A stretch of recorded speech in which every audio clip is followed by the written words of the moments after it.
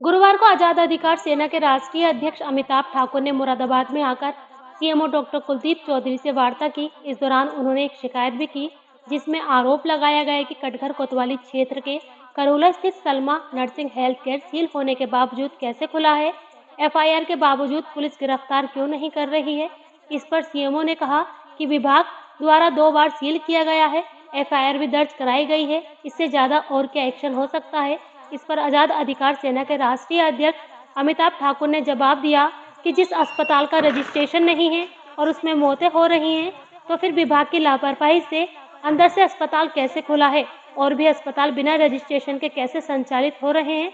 जब विभाग सील करता है और सुबह होते ही सील तोड़ दी जाती है, तो मिलीभगत के बिना किसी की हिम्मत नहीं है जो सरकारी ताला तोड़ दे।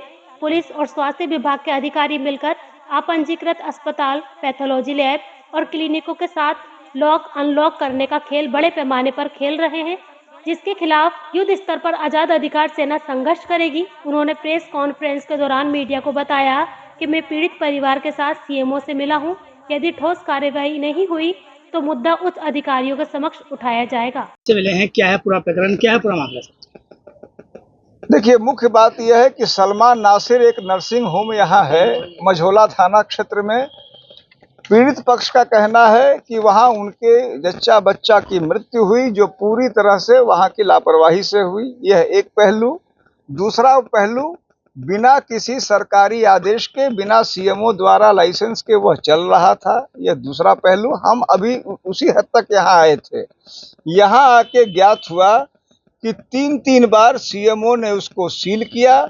तीसरी बात, जैसा सीएमओ ने खुद स्वीकार किया कि वहाँ वेल्डिंग कराई गई, उसके बाद अब मालूम चल रहा है कि वो वेल्डिंग काट दी गई है और दोबारा उसको खोल दिया गया है।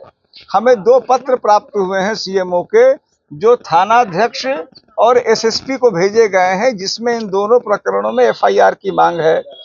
सीएमओ ने एसएसपी को लिखा एफआईआर के लिए, इसके बाद भी अब तक एफआईआर नहीं हुई है और 3 बार इनके द्वारा लगाया गया सील उसको तोड़ दिया गया है। यह पूरा संदर्भ बताता है कि मुरादाबाद में जो प्रशासन की स्थिति, पुलिस की स्थिति अत्यंत ही दयनीय है।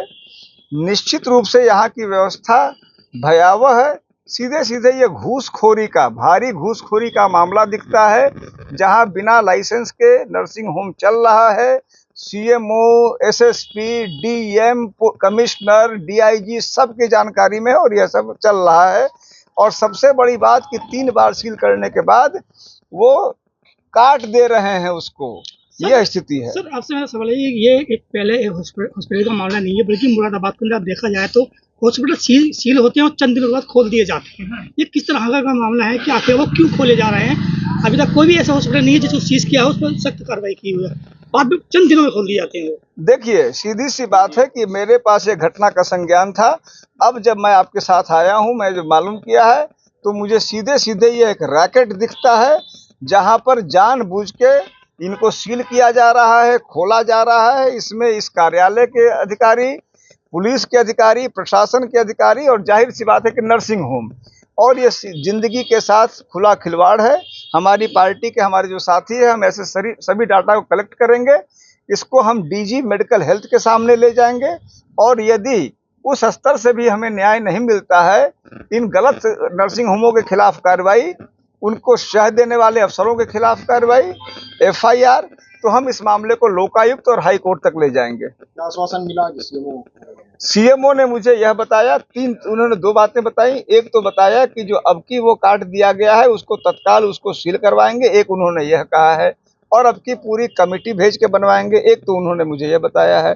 दूसरी, उन्होंने मुझे 2 पत्र दिखाए हैं जो एसएसपी को भेजे गए हैं और ये इस पूरे प्रकरण की गंभीरता को दिखाता है कि आखिर सीएमओ द्वारा एफआईआर दर्ज करने की जो अनुरोध है उसको यहाँ की पुलिस नहीं मान रही है। यहाँ की क्या स्थिति है, इसको इस दयनीयता को दर्शा रहा है कि हम इसके लिए अभी यहाँ के आईजी से मिलेंगे और इसमें एफआईआर की मांग करेंगे।